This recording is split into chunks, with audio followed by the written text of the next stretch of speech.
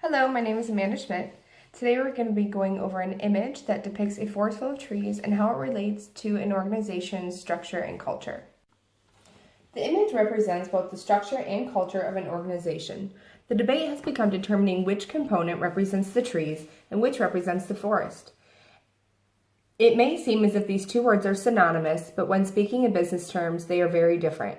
The word trees reflects the view of individuality. The person does not see them as a collaborative whole, but rather as their own entities. Classifying it as a forest means that the trees have come together to make something new. They now have become one collaborative whole. The forest is a representation of the culture of the organization, as this is a collective concept. One person cannot be the entirety of an organization's culture. However, in the beginning startup years of an organization, the company's culture is formed based on the founders' personalities, their values, and backgrounds. It is these factors that influence their vision for the business moving forward. The structure deals with each individual employee's position or role in the company's organizational layout and hierarchy, whereas culture is created when the members of the organization come together as a whole entity, just as a forest is derived from the presence of many trees in a grouping.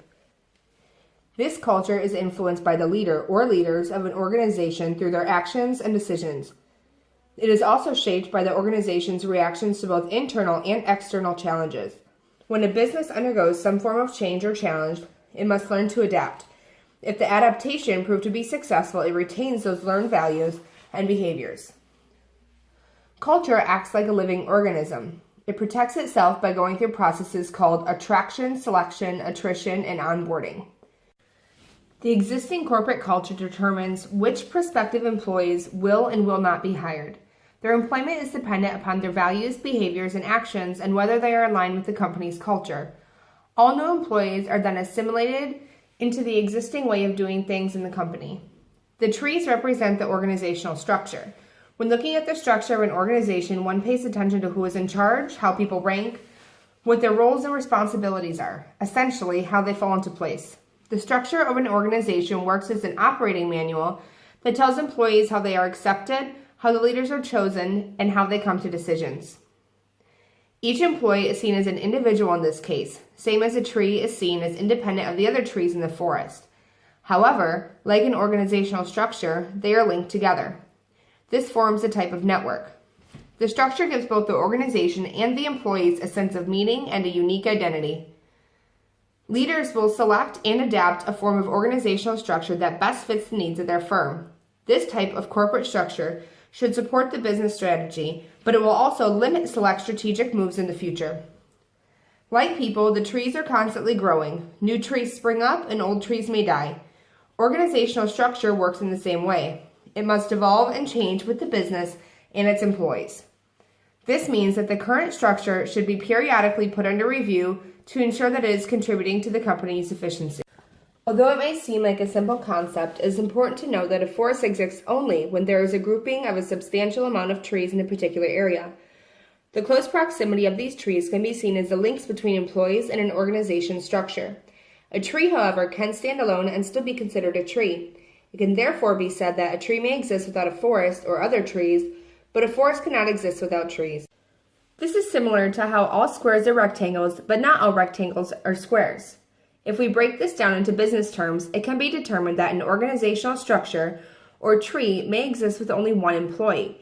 This would likely be a sole owner or operator of a business. That one individual encases the entire organizational structure. When the organization expands, the leader's values and style become an essential part of the corporate culture, so much so that it may lead to a success or failure. If employees feel motivated and inspired by them, the culture will reflect this by being more people-oriented and supportive. However, despite the founder's influence, organizational culture, or the forest, can only be created when individuals come together to form a relationship. This means that it is possible for organizational structure to exist without culture, as one person can create the structure, but culture cannot exist without the structure.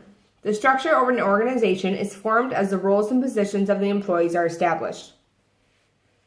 In the majority of organizations, leadership, strategy, culture, and structure are entangled to the point that they cannot be seen as individual entities. The leader of a given organization plays an instrumental role in the shaping and reinforcement of organizational culture. It is through their daily actions and decisions that they reinforce the cultural values and may connect with their employees on a more personal level. This allows for a fluid execution of business strategy. A leader's personal connection with their employees fosters a sense of shared purpose and motivation. The leader should inspire their employees to follow the company's vision and mission statement. Contrarily, poor leadership can form a toxic culture. A Deloitte study showed that the success of a business could be predicted by its quality of leadership. Leadership can make or break an organization, and it is through the coordination of the leadership and culture that the organization may reach a competitive advantage. The structure of a business in most firms is designed to match the needs of the organization's strategy. Executives strategically utilize both the vertical and horizontal connections of the organization's structure to aid in the pursuit of its goals. As the company grows, it is likely that its structure will evolve as well, growing more vertically, and the strategy will change to fit the new dynamics of the business. The strategy, however, should be created with the organization's existing culture in mind, or it'll fail. The strategy must always be considered with the following in mind. What product or service does the company provide? What has taken place in the past that has helped the company reach its current point? What does the company represent, and what market is the company trying to reach? When the culture of a business is in alignment with the organization's strategy, they reach a competitive advantage and function at a much higher rate. Certain aspects of the strategy may be enhanced, but modifications need to work with the existing culture of the company. When the strategy and culture are aligned, the employees will behave in ways that will help the business reach its goals. Today we've gone over how an organization's culture and structure can be understood by looking at trees and forests. Thank you for watching.